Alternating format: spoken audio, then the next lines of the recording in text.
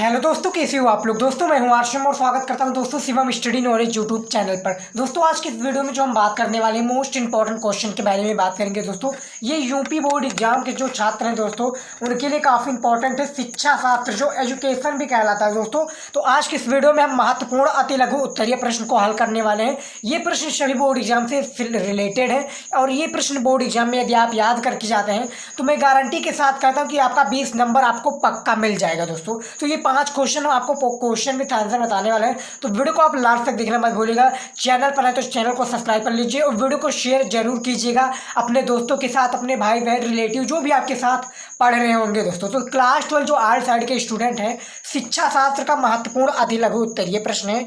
इन सभी प्रश्नों को आपको याद करके जाना है, याद रखिएगा। तो देखिए जो हमारा पहला प्रश्न है मोस्ट इंपॉर्टेंट जो क्वेश्चन है, याद रखिएगा। तो क्वेश्चन विथ आंसर आपको बताने वाले, तो वीडियो को लास्ट तक देखना मत भूलिएगा। देखिए वैदिक कालीन शिक्षा के उद्देश्य बताना है आपको। पहला जो प्रश्न है आपके स्क्रीन पर कि वैदिक कालीन शिक्षा के उद्देश्य है, ये आपको बेसिकली बताना है। तो इनमें जो उद्देश्य क्या है, उद्देश्य ये बताइए। तो देखिए वैदिक कालीन शिक्षा ब्राह्मण कालीन, वैदिक कालीन जो शिक्षा है ब्राह्मण कालीन शिक्षा के अनुकृति थी। इस काल में शिक्षा के उद्देश्य इस प्रकार है, यानी किस प्रकार है शिक्षा का उद्देश्य, ये देखिए।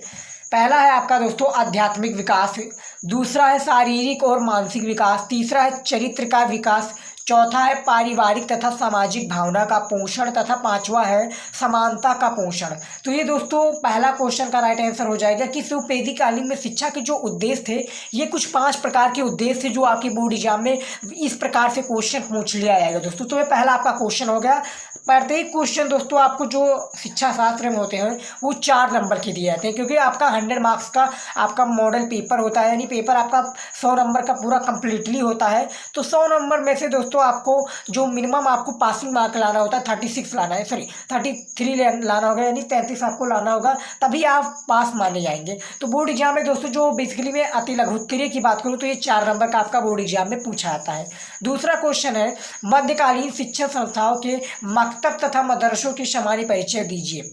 बहुत ही इंपॉर्टेंट क्वेश्चन है, वीवीआई हम इसको कहते हैं, क्योंकि दोस्तों बोर्ड एग्जाम में पिछले वर्ष पूछा गया था कि मध्यकालीन शिक्षण संस्थाओं के रूप में जो मकतब तथा मदरसा है इसके सामान्य परिचय आपको देना है। तो देखिए इसका आंसर देखिए दोस्तों कुछ इस प्रकार से आपको लिखना है बोर्ड एग्जाम में। देखिए मकतबों में मौखिक शिक्षण विधि, जो मकतबों में मौखिक शिक्षण विधि थी, ये प्रयोग के बालकों को शिक्षा दी जाती थी, यानी प्रयोग से बालकों को शिक्षा दी जाती थी। बालकों के कलमा एवं दोस्तों बालकों की जो कलमा एवं कुरान की आयतें हैं रटनी पड़ती थी। कक्षा की सभी छात्र एक साथ पहाड़े बोलकर कंठस्थ करते थे। जो दोस्तों किसमें दोस्तों मकतब में था कि मकतब में जो मौखिक शिक्षण विधि थी इसको बालकों को शिक्षा दी जाती थी और बालकों को इस कला को दोस्तों जो कुरान और आयतें दोस्तों जैसे हमारे रामायण और दोस्तों ग्रंथ हो जाती हैं काफ़ी सब, उसमें भी कुरान और आयतें होती तो उनमें छात्रों को पढ़नी पड़ती थी। सभी को छात्र को पहाड़े से बोलकर कंठस्थ करना पड़ता है, यानी पहाड़े की तरह जैसे 1 2 3 4 सेम उसी प्रकार से कुरान और आयतें भी हो गए। प्रारंभ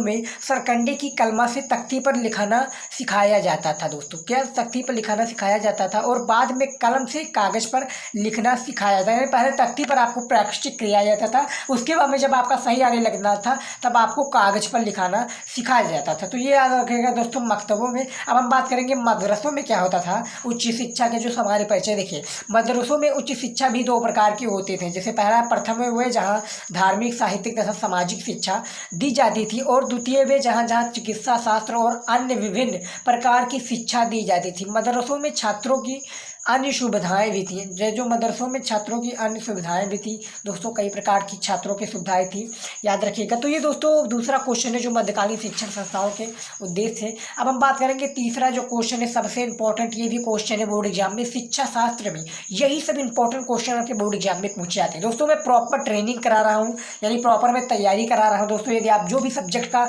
आप क्वेश्चन विद आंसर मांगेंगे हम देंगे आपको, बस कॉमेंट कीजिएगा, क्योंकि हम सभी का कॉमेंट पढ़ते हैं, सभी का बराबर हमें कॉमेंट पढ़ता हूँ। बस आप कमेंट वीडियो को लाइक करने का कीजिए और शेयर जरूर कीजिएगा वीडियो को। देखिए 10+2+3 के शिक्षात्मक संरचना को स्पष्टता से समझाइए दोस्तों। स्पष्टता से समझाना है तो देखिए इसका आंसर देखिए, क्योंकि मैं ज़्यादा समय नहीं लूँगा, आंसर आपको बता दूंगा, क्योंकि आंसर ही सबसे ज़्यादा इंपॉर्टेंट है। तो याद कर लीजिएगा, ये सभी प्रश्न आपके इंपॉर्टेंट है। देखिए शिक्षा की बैकग्राउंड में दोस्तों कीड़ों का जो दोस्तों कीड़ों का आवाज़ आ रहा है इसको आप इग्नोर कीजिएगा, आप पढ़ाई पे ध्यान दीजिए दोस्तों, क्योंकि ये सब चीज़ें होती रहती, क्योंकि जो मैं टीचर लोगों का दोस्तों ऐसे ही नहीं वीडियो बन जाता, काफ़ी मेहनत लगती है, काफ़ी कुछ परेशानियों का सामना करना पड़ता है, याद रखिएगा। तो ये आपको इग्नोर करना है, आपको बस पढ़ने पर ही ध्यान देना है, बैकग्राउंड पर कुछ ध्यान नहीं देना। देखिए, शिक्षा की राष्ट्रीय प्रणाली में एक समान शिक्षा संरचना समाहित है। जो शिक्षा की राष्ट्रीय प्रणाली है, एक समान शिक्षा समाहित है। 10+2+3 संरचना को राष्ट्र के सभी भागों में स्वीकार किया जा चुका है। प्रथम 10 वर्षीय शिक्षा को प्रायः माध्यमिक शिक्षा में विभाजित किया गया, जिसके अंतर्गत 5 वर्षों की प्राथमिक शिक्षा तथा 3 वर्ष की उच्च प्राथमिक शिक्षा दी जाती थी या शिक्षा आती थी। अतः 10 वर्षीय शिक्षा की ऐसी आधारभूत पाठ्यचर्या तैयार होने लगी जो 10+2+ में इस शिक्षात्मक संरचना में आने लगी। तो ये इसका राइट आंसर हो जाएगा दोस्तों, कुछ इस प्रकार से, क्योंकि 4 नंबर का होता है तो थोड़ा बड़ा ही रहेगा, याद रखिएगा, क्योंकि 50 शब्दों में आपको 50 से कम भी शब्दों में आप लिखेंगे, लेकिन 25 शब्दों से ऊपर ही रहना चाहिए, याद रखिएगा। तो ये आपका 4 नंबर का हो गया। अब हम बात करेंगे चौथे नंबर क्वेश्चन के बारे में। पंडित मदन मोहन मालवीय के अनुसार शिक्षा के माध्यम का उल्लेख कीजिए दोस्तों। और इनका क्वेश्चन इस प्रकार से भी आपका बोर्ड एग्जाम में पूछ लिया जाएगा कि पंडित मदन मोहन मालवीय जी के शैक्षिक विचारों का वर्णन कीजिए। तो ये दोस्तों आपका विस्तृत उत्तरीय क्वेश्चन पूछ लिया जाएगा, जो आपको 10 नंबर दिलाकर जाता है। यानी कौन 10 नंबर आपको दिलाकर जाएगा? विस्तृत उत्तरीय प्रश्न कि पंडित मदन मोहन मालवीय के शैक्षिक विचार को स्पष्ट कीजिए। लेकिन हम बात कर रहे हैं पंडित मदन मोहन मालवीय की शिक्षा के अनुसार माध्यम का उल्लेख करना, तो किस प्रकार से शिक्षा के अनुसार जो पंडित मदन मोहन मालवीय जी का है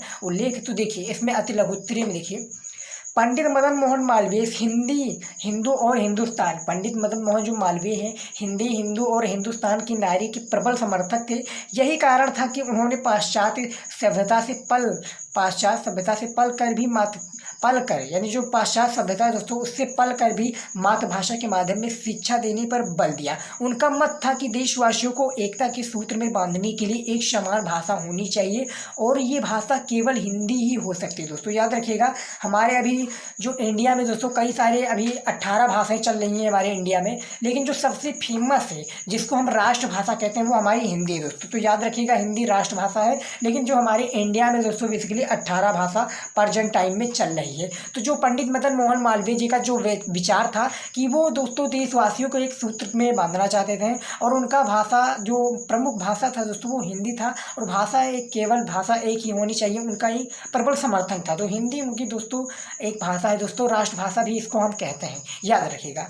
अब हम बात करेंगे 5वें क्वेश्चन के बारे में, जो आपका काफ़ी इंपॉर्टेंट ये प्रश्न हो जाता है, क्योंकि बोर्ड एग्जाम में दोस्तों यदि आप कहेंगे हमें विस्तृत उत्तरीय क्वेश्चन पर बनाने के लिए वीडियो, तो विस्तृत उत्तरीय भी बनाएंगे। बस आप वीडियो को लाइक कीजिए, चैनल पर नया है तो चैनल को सब्सक्राइब कर लीजिए, और वीडियो को शेयर कीजिएगा अपने दोस्तों, जो भी आपके भाई बहन रिलेटिव हैं, क्योंकि हम 100 मार्क्स का इसका मॉडल पेपर भी हम लेकर आए हैं, हल कराकर आपका मॉडल पेपर, ये जो शिक्षा शास्त्र का मॉडल पेपर, इसको हमने हल कर भी दिया है। आप हमारे चैनल पर जाइए, सर्च कीजिएगा, नहीं तो आप यूट्यूब सर्च करने के तत्पश्चात बाई लगा दीजिए, और पीछे आप लिख दीजिएगा शिवम स्टडी नॉलेज बाई शिक्षा शास्त्र मॉडल पेपर।